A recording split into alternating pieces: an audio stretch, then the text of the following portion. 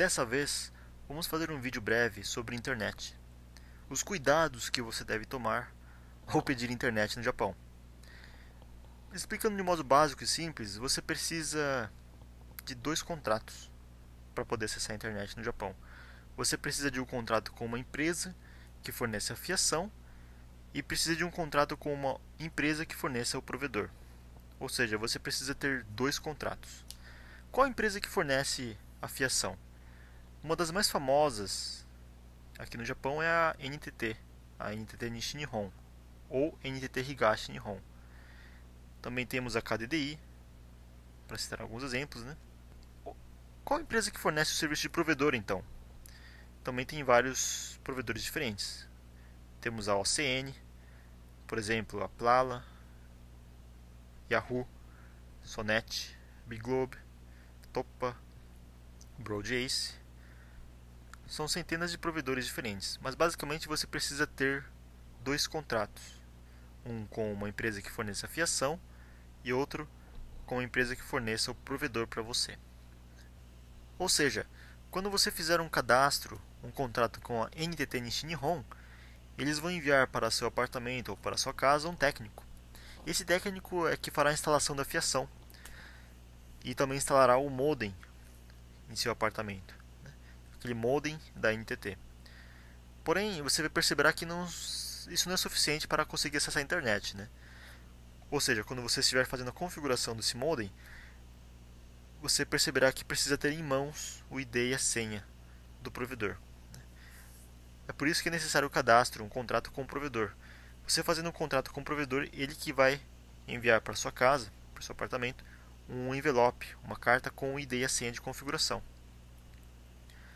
É o provedor que providencia esses dados confidenciais, né? Ou seja, você precisa ter um contrato com a NTT, que instalará o modem, a fiação, e um contrato com o provedor, que fornecerá para você a senha de configuração. Usando uma ilustração, para facilitar o entendimento, é como se a NTT fornecesse as estradas, as ruas, e o provedor é que fornece os postos de gasolina. Você precisa de dos dois serviços para poder andar com o seu carro, né? Ou seja, você não é obrigado a usar sempre o mesmo provedor. Se você não está satisfeito com o serviço do provedor atual, você pode cancelar o provedor que tem agora e fazer o cadastro com outro provedor. Ou seja, por exemplo, se você não está satisfeito com a OCN, né, o provedor atual, você pode cancelar o contrato da OCN e fazer o contrato com a Plala, por exemplo. Eles vão enviar para você a senha de configuração nova e você vai ter que reconfigurar o seu modem com a senha do provedor novo para poder acessar a internet por meio de outro provedor, né? Geralmente, o presente, o cashback, o prêmio é oferecido pelos provedores, não é oferecido pela NTT Nishin Nihon, né? Daí finalmente chegamos no tema, no ponto principal, no qual eu gostaria de conversar com vocês, é os cuidados ao se fazer o contrato, o pedido de internet. Tudo que foi conversado até aqui agora, geralmente não é de conhecimento de muitos brasileiros. E muitos brasileiros acabam recorrendo às lojas terceirizadas, ou às agências, os vendedores, para fazer o pedido de internet. Geralmente essas lojas terceirizadas ou essas agências colocam suas propagandas em uma revista, ou você encontra um vendedor em uma loja de produtos eletrônicos oferecendo para você esse serviço. Muito bom, não estou reclamando do serviço deles, mas podemos tomar cuidado em alguns pontos. Por exemplo, essas lojas terceirizadas, elas ajudam bastante para fazer todo esse processo burocrático no seu lugar. Ou seja, essas pessoas que ligam para a NTT para você, eles que fazem e ligam para o provedor para você, eles que fazem todo o contrato com essas empresas para você. Qual o risco que acontece quando você faz isso? O maior problema é que essas lojas terceirizadas às vezes não passam as informações certas sobre os valores, sobre a taxa de rescisão, sobre a multa de cancelamento, sobre a taxa de mão de obra de instalação. Esse seria um dos problemas, né? O outro problema, essas lojas terceirizadas, elas não dão suporte para sempre. Eles fazem só o primeiro contato com essas empresas, mas depois você se vira, né?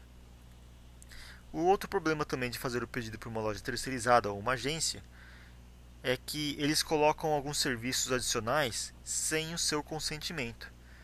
Sim, como por exemplo, alguns serviços adicionais ou serviços opcionais não são obrigatórios, mas eles colocam como sendo obrigatórios. Vou citar algum exemplo. Telefone residencial. Não é obrigatório o telefone residencial. O telefone residencial é um serviço opcional, no qual, se você quiser, você pode colocar junto com a internet que você tem. Não é obrigatório colocar também o plano mais caro de serviço de plano de internet, né? Também algumas lojas terceirizadas adicionam serviço de suporte técnico, né? Dizendo que é obrigatório, mas na verdade serviço de suporte técnico geralmente não é obrigatório também.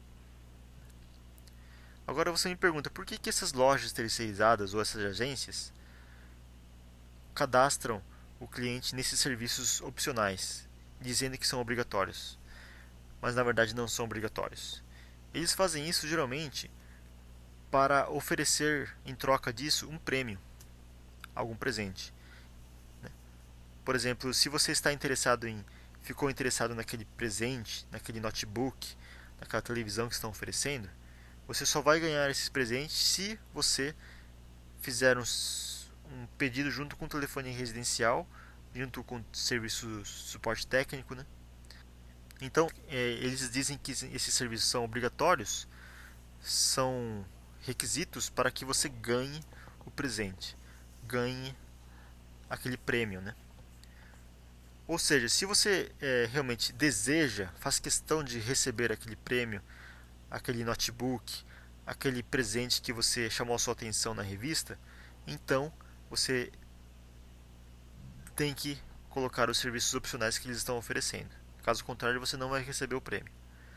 Agora, se você não faz questão de receber esses prêmios, esse cashback ou esse presente que estão oferecendo, eu aconselharia você a ligar direto para a NTT. Não fazer o pedido usando essas lojas terceirizadas. Não fazer o pedido intermediando por meio de um vendedor. Porque só vai dar dor de cabeça para você. Você corre o risco de ser cadastrado em serviços opcionais que não tem o consentimento, que não fez o pedido.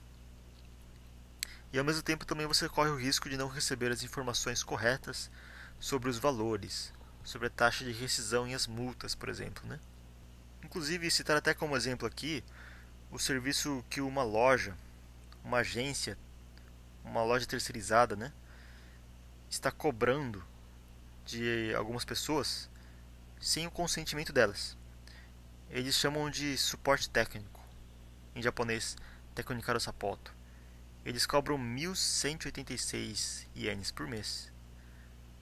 Essa loja, no qual eu não vou falar o nome, ela cobra esse serviço de 1.186 ienes por mês e muitas vezes o cliente não sabe disso.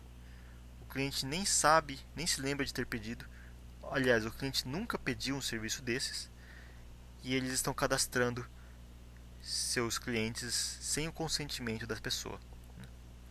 Por isso, se você na sua conta tem um valor de 1.186 ienes sendo cobrado e você é um serviço no qual você não se lembra, não está a par, então tome cuidado. Pode ser que cadastraram você nesse serviço sem o seu consentimento, né? Então, vamos encerrando por aqui o vídeo, né? Agradecemos muito a sua atenção. Basicamente é isso. Eu queria mostrar para vocês os cuidados que se tem ao fazer o pedido de uma internet por meio de uma loja terceirizada ou por meio de uma agência ou algum vendedor ambulante que lhe ofereça internet por aí. Se você não faz questão de receber esses prêmios, esses presentes, o cashback, essas promoções que as lojas estão oferecendo, essas propagandas estão oferecendo, se você não faz questão de receber esses presentes, eu aconselharia você ligar direto para a NTT ou direto para o provedor também, né? Ligue direto para essas empresas, faça o cadastro pessoalmente, Evite fazer o pedido por meio de uma loja terceirizada, por meio de algum vendedor. Por exemplo, evite fazer o pedido por meio de um vendedor que bate na sua porta. Geralmente esses vendedores que batem na porta dos moradores são pessoas, dizem ser representantes da NTT, mas não são, são vendedores. Eles simplesmente intermediam o pedido. Em troca disso, eles ganham comissões para poder vender contratos com a NTT. Mas você acaba perdendo porque eles não explicam direito o serviço que estão oferecendo. E como já expliquei, às vezes cadastram você em serviços opcionais que não são necessários, né? Fica aí a dica para você que está pensando em fazer um pedido de internet. E muito obrigado pela atenção. Até a próxima.